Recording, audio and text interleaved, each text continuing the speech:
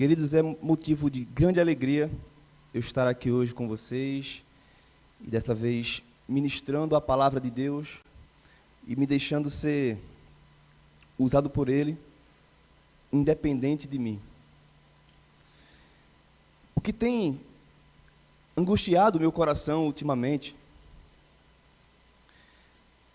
são as intenções do meu coração a respeito do meu serviço para com Deus. Eu tenho lido alguns livros, tenho ouvido algumas pregações, inclusive aqui na Rio, a respeito das intenções a qual eu chego até Deus. Nós temos visto uma geração consumista, uma geração que busca um Jesus que é apresentado apenas como um Jesus que cura, que liberta, que restaura famílias, que abre portas de emprego. E sim, Jesus cura, Jesus liberta, Jesus restaura famílias, Jesus abre portas de emprego, mas Jesus apresentado apenas dessa forma é um Jesus criado para os consumistas. Talvez seja até uma estratégia para alcançar membros que venham aderir a uma religião.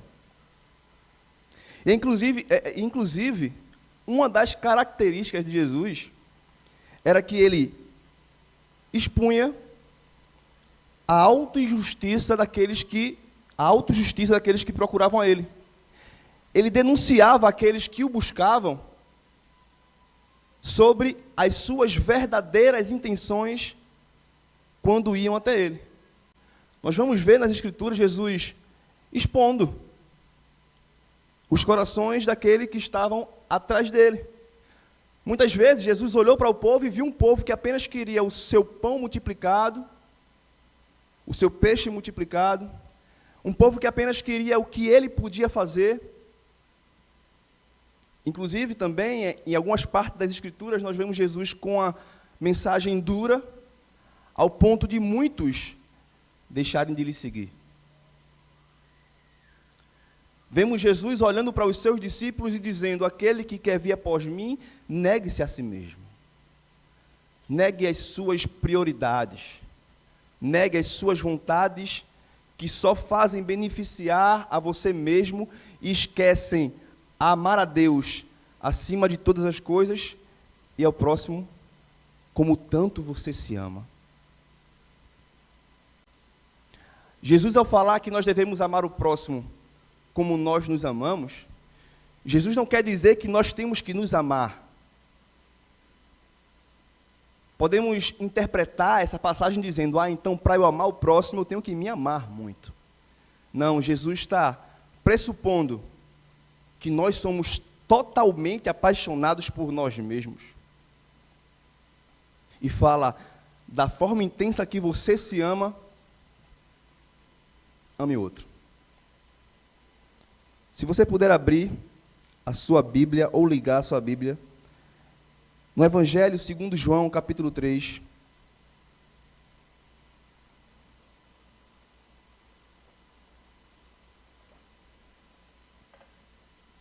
E nesse texto nós vemos um encontro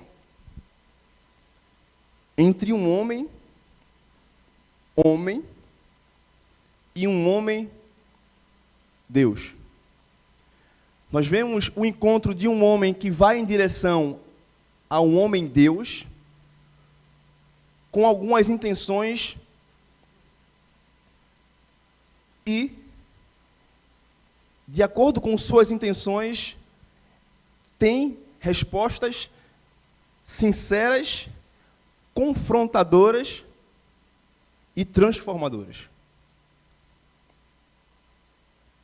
Havia entre os fariseus um homem chamado Nicodemos, um dos principais dos judeus. Nicodemos, ele fazia parte do Sinédrio. Ele era membro do Supremo tribunal dos judeus. Um homem religioso, importante, sábio, intelectual, cheio de conhecimento. E assim, o capítulo 3 do livro do Evangelho de João começa falando que havia um homem chamado Nicodemos.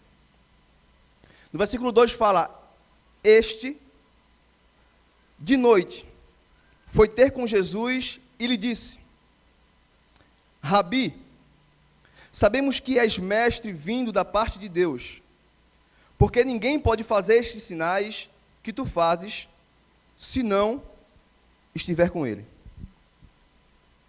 As Escrituras fazem questão de dizer que ele foi à noite. Aquele homem importante para aquela época, à noite, vai ter um encontro com quem ele reconhece que tem parte com o divino. Ele olhava para Jesus e no capítulo 2, a Bíblia fala que eles olhavam para o que Jesus fazia e se admiravam. E ele à noite vai ter com Jesus. Ele admirava Jesus, mas à noite ele ia ter com Jesus. Ele admirava a quem ele estava indo em direção, mas ele não tinha a menor intenção de assumir que assim fazia. Nicodemos, à noite, foi ter com Jesus. Admiração sem compromisso. Admiração sem compromisso. E ele chega dizendo: Rabi, meu grande mestre. Ele se coloca na posição de discípulo, porém não a quem Jesus era, mas impressionado pelo que Jesus fazia.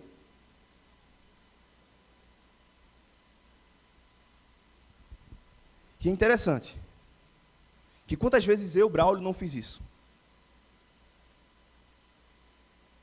Elevei a altos níveis as palavras da minha oração,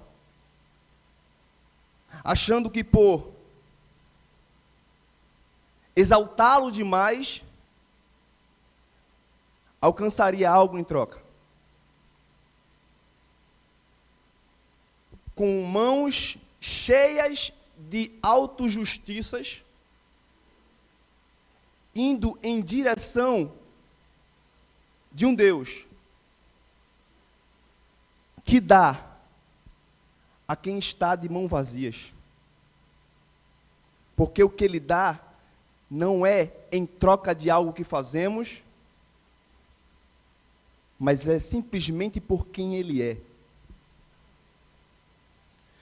Mas Nicodemos vai: mestre, eu sei que tu tens parte com o divino, porque o que tu fazes é impressionante. Perceba que ele não faz nenhuma pergunta. Ele apenas bajula Jesus. Ele entendia que Jesus tinha parte com o divino pelo que ele fazia. John Piper, ele faz uma paráfrase nesse texto, e ele fala: eu vejo genuína atividade em ti, eu honro a sua miraculosa forma de trabalho.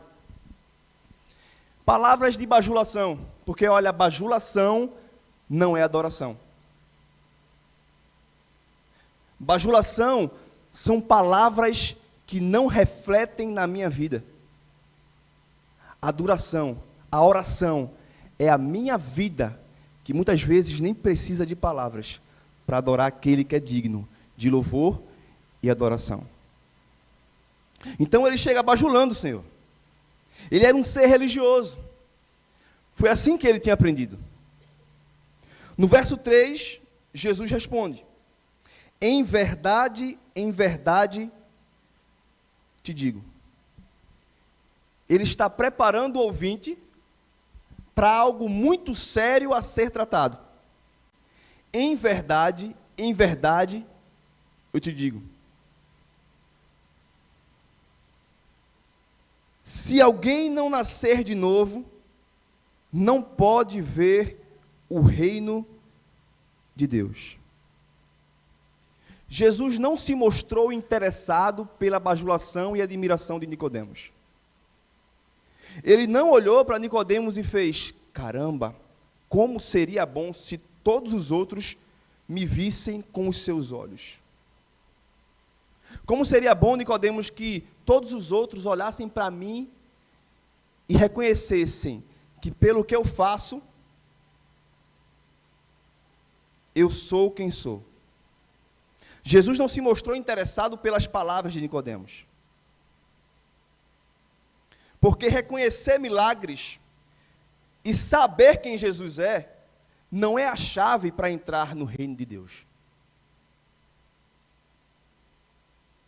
A informação não é a chave para entrar no reino de Deus. E ele continua: é necessário que nasça de novo. É necessário que nasça de novo. Nicodemos não chega com a pergunta, ele chega com a afirmação. Mas Jesus, reconhecendo as intenções do seu coração, afirma como se fosse uma resposta. Nicodemos, se prepara para o que eu vou te dizer agora. É necessário nascer de novo. É necessário nascer de novo. Nicodemos responde no versículo 4: como pode um homem nascer sendo velho? Pode porventura voltar ao ventre materno e nascer segunda vez? O mestre da lei não entendeu. O sábio e membro do sinédrio não entendeu. Ele era um teólogo. Ele conhecia as Escrituras.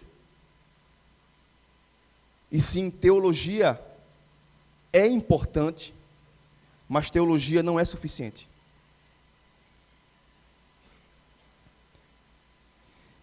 Ao ouvir o que Jesus fala, ele começa a procurar meios humanos para poder alcançar o que Jesus diz ser necessário.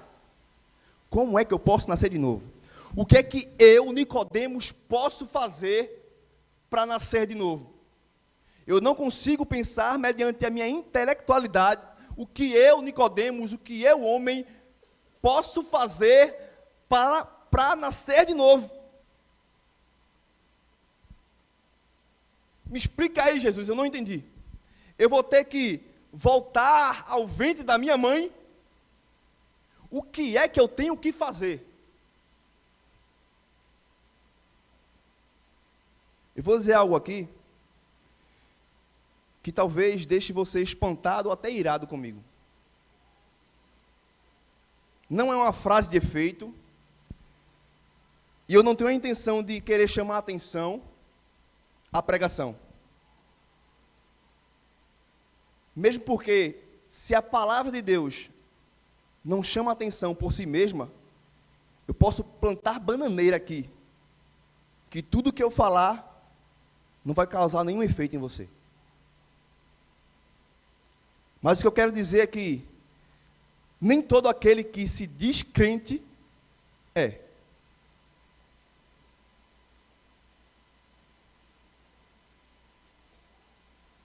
Essas palavras são do Senhor Jesus. Nem todo que me diz Senhor, Senhor, entrará no reino de Deus. Mas eu fiz isso, mas eu fiz aquilo. É necessário nascer de novo. E como é que eu faço? Eu tenho que voltar à barriga da minha mãe? Qual é o meio humano, Jesus, de que eu posso fazer para que eu nasça novamente? E o que é isso? O que é nascer de novo? Eu já sei que o Senhor é de Deus, porque o Senhor faz milagres. Isso não basta eu saber quem Tu és.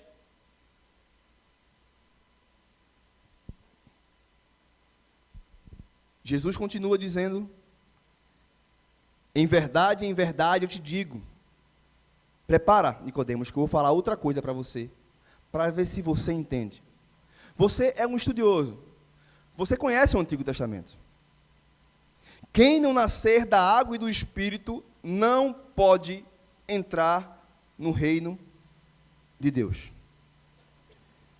Jesus não se referia ao H2O. Jesus se referia ao que Nicodemos sabia. Em Ezequiel 36, do 25 ao 27, ele fala que com água purificaria as nossas vestes, os nossos pecados. Que ele tiraria o nosso coração de pedra e colocaria em nós um coração de carne. Mas, mesmo sabendo Bíblia, Nicodemos continua sem entender.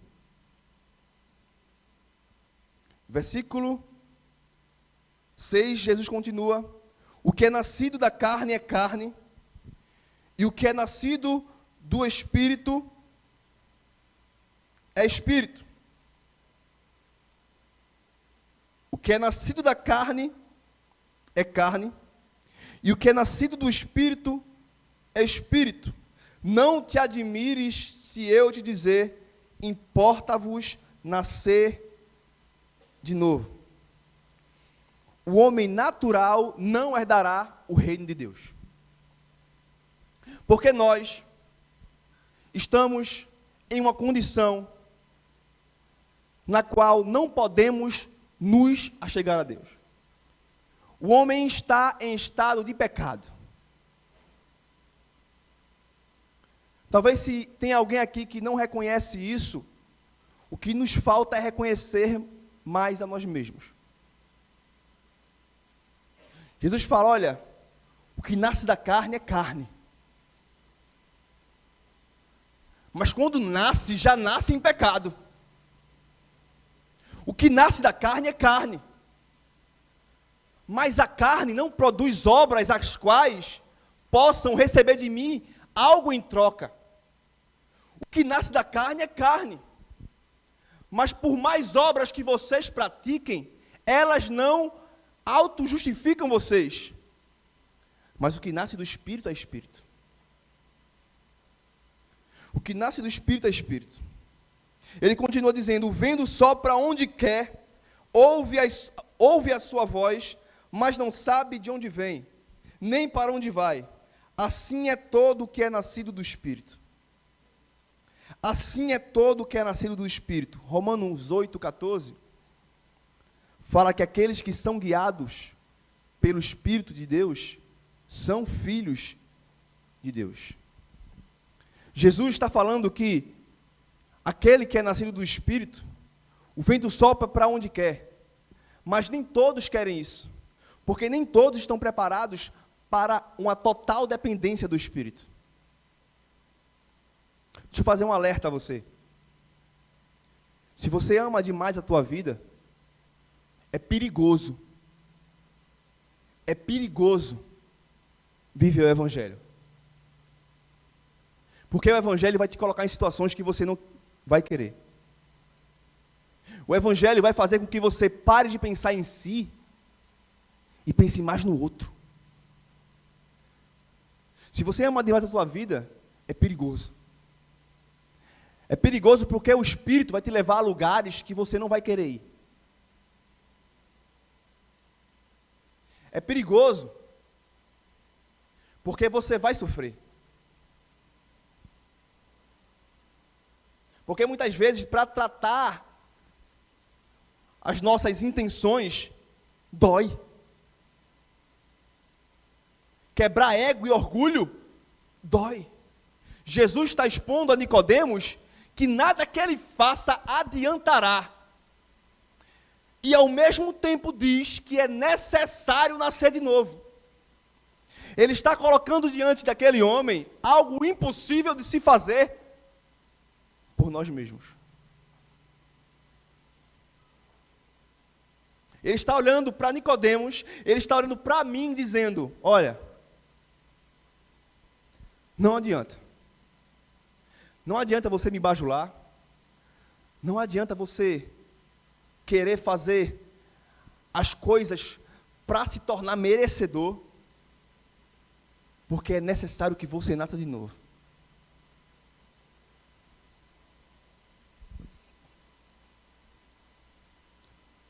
No versículo 9, Nicodemos pergunta novamente: como pode suceder isso? Como pode, Jesus? Me explica, eu não estou entendendo. Desde os 12 anos, Jesus, que eu leio a Torá, fui ensinado desde criança sobre a lei, mas o que tu estás falando não está sendo compreensível. Desde criança eu estou na igreja, frequento a igreja domingo a domingo, e achava que por ser bom, ou saber quem tu és, através do que me falam, do que eu escuto, do que eu canto e do que eu leio, bastava. Me explica, Jesus. Jesus fala: tu és mestre em Israel e não compreendes essas coisas? Em verdade te digo que nós dizemos o que sabemos e testificamos o que temos visto.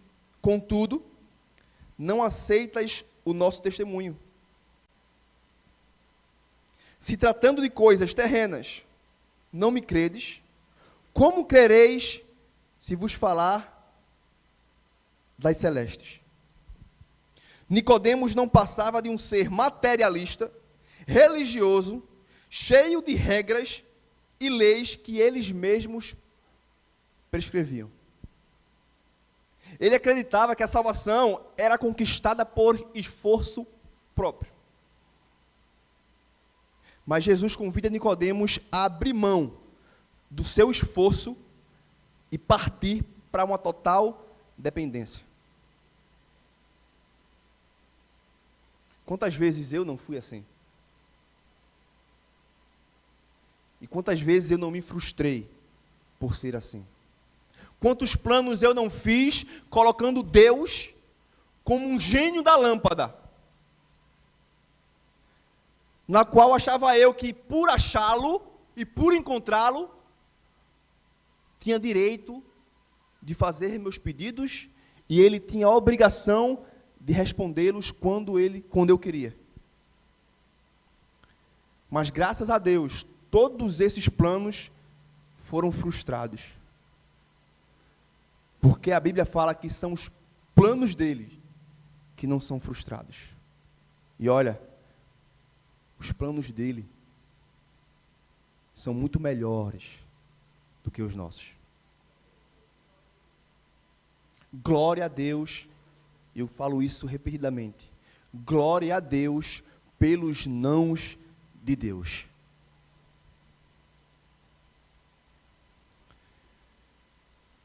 Ele continua dizendo: ora, ninguém subiu ao céu senão aquele que de lá desceu, a saber, o Filho do homem que está no céu. A revelação da verdade salvadora não depende do homem subir às alturas com obras, mas depende de Deus descer à terra em carne, em sacrifício, em humildade. E como é necessário nascer de novo, para que esse necessário se cumpra, é necessário outra coisa. E calma, isso não depende de você. E do modo que Moisés levantou a serpente no deserto, assim importa que o Filho do homem seja levantado, para que todo que nele crê tenha a vida eterna. No deserto, por aqueles homens murmurarem contra Deus e contra Moisés, dizendo: para estar aqui no deserto sofrendo isso, era melhor estar no Egito sendo escravo. Jesus, para discipliná-los, coloca serpentes, E essas serpentes começou a picar e matar muita gente. Moisés roga pelo povo.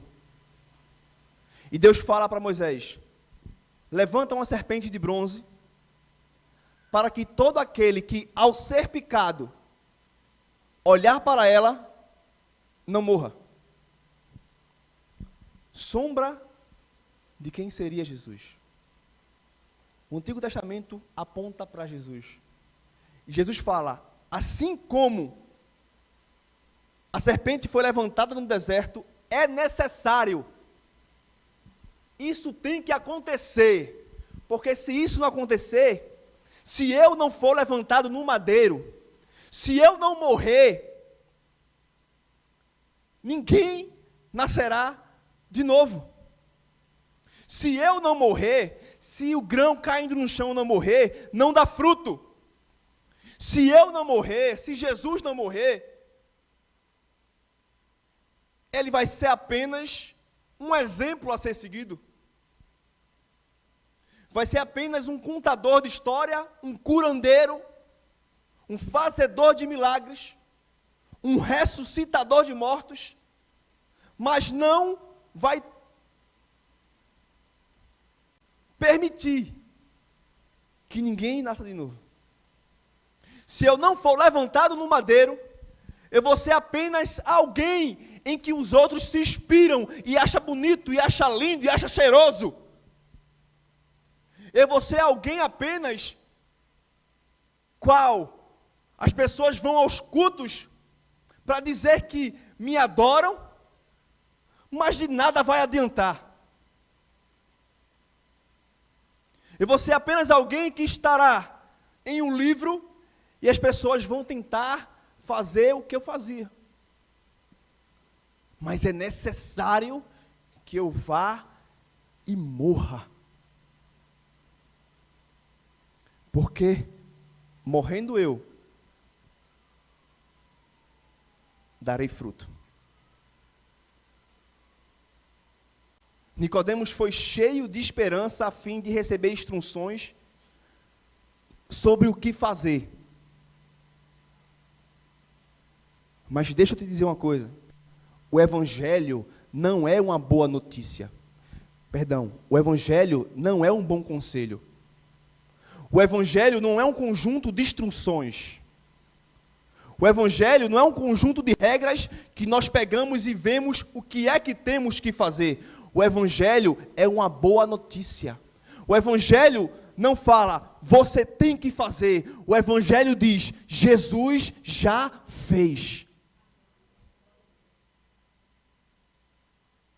O Evangelho não faz, faça para que Deus te salve. O Evangelho fala, Jesus te salvou, por isso, faça.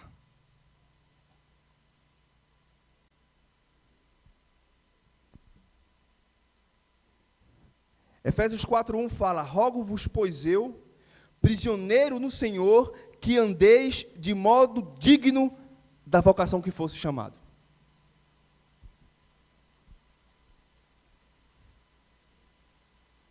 O que é necessário fazer para nascer de novo?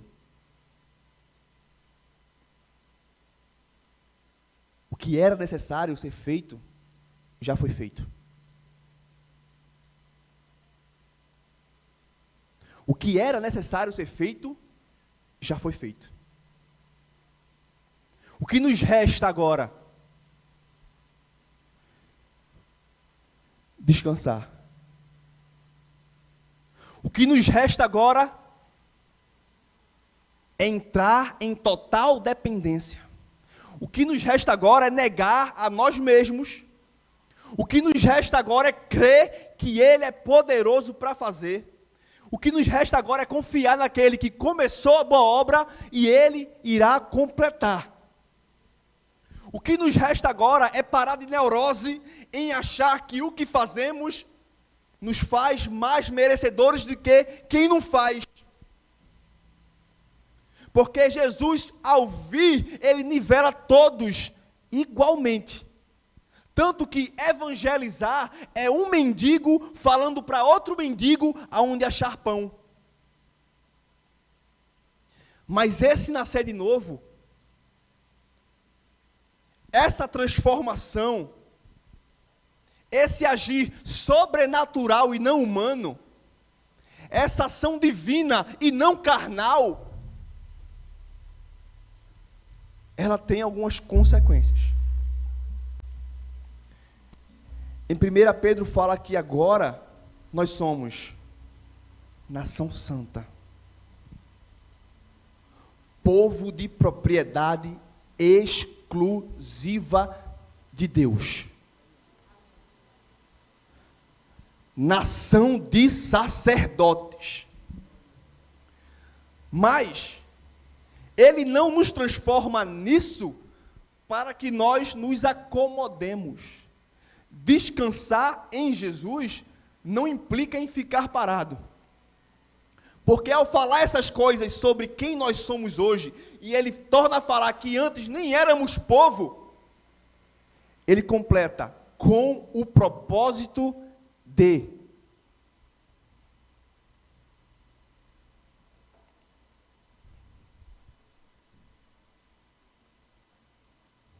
Primeira Pedro 2, 9 e 10. Vós, porém sois raça eleita, sacerdócio real, nação santa, povo de propriedade exclusiva de Deus, com o propósito de anunciar as grandezas daquele que te chamou das trevas para a sua maravilhosa luz. Qual é o propósito de Deus nos transformar? Qual é o propósito de Jesus morrer para que eu e você pudéssemos nascer de novo? Não é nos tornar frequentadores assíduos de igreja, mas é fazer queimar no nosso coração a necessidade de anunciar a outros, não as nossas próprias obras, mas a obra daquele que nos chamou das trevas para a luz. Isso nos impulsiona a amar o próximo. Isso nos impulsiona a querer que o outro experimente o que eu experimentei. Isso me tira da zona de conforto. E não por achar que o que eu vou fazer vai me fazer maior, não, mas por achar que o que eu vou fazer vai ser como uma forma de gratidão pelo que ele já fez, com o propósito de anunciar as grandezas daquele. Não é falar sobre si, mas falar sobre ele. Não é sobre as minhas obras, não é sobre minhas boas obras, não é sobre o que eu posso fazer, mas é sobre o que ele já fez. Não é anunciar regras, não é anunciar ritos, não é colocar jugo sobre pessoas, não, é apresentar aquele sobre o qual o fardo é leve e o jugo é suave. É dizer: eis-me aqui, Senhor, me leva para onde quiseres, faz o que quiseres comigo. O necessário o Senhor já fez, agora eis-me aqui. É quebrar o orgulho de pensar apenas em si, pensar sobre o que se pode fazer, e fazer para aquele que já fez. É olhar para dentro de si e falar: eu não sou merecedor de tanto amor. É olhar para dentro de si e reconhecer as mazelas, pecados. É olhar para dentro de si e falar: Senhor, se tu me amastes, sendo eu quem eu sou, me ajuda a espalhar esse amor para aqueles que também não merecem. Me ajuda, Senhor, a não fazer acepções de pessoas, identificando quem eu acho que merece o teu perdão, mas me faz lembrar de quem eu sou, me fazendo lembrar do que o Senhor tem feito na minha vida. Me lembra por onde eu andava, Mas me lembra também que se eu estou de pé hoje, é porque o Senhor me deu forças. Porque nada que eu fizesse me manteria onde eu estou. Me lembra do teu sacrifício. E me lembra que foi através dele que eu consegui algo que eu nunca conseguiria fazendo eu qualquer outra coisa. É necessário nascer de novo, e eu sei que o necessário o Senhor já fez. Agora me ajuda a querer o que o Senhor quer. Me ajuda a estar em lugares que o Senhor estaria. Me ajuda a fazer o que alegra o teu coração. Paulo roga para que nós vivamos de maneira digna do nosso chamado. Não porque nós vamos subir de nível espiritual. Não. Porque bem-aventurados são os pobres de espírito. São aqueles que reconhecem a sua necessidade de algo que não encontra em si mesmo. É necessário nascer de novo, mas ele já fez. Ele foi levantado no madeiro, morreu, foi enterrado, mas ao terceiro dia ele ressuscitou. E hoje não há outro nome pelo qual clamemos que alcancemos misericórdia, graça e salvação. Nos ajuda, Senhor. Nos ajuda a fazer a tua vontade. Nos ensina a sermos guiados por que é Senhor sobre nossas vidas. Não permite, Senhor, que nós queiramos seguir e fazer com que o Senhor nos siga fazendo a nossa vontade, mas nos ajuda a fazer aquilo que o Senhor decretou, que é negar a si mesmo e seguir-te.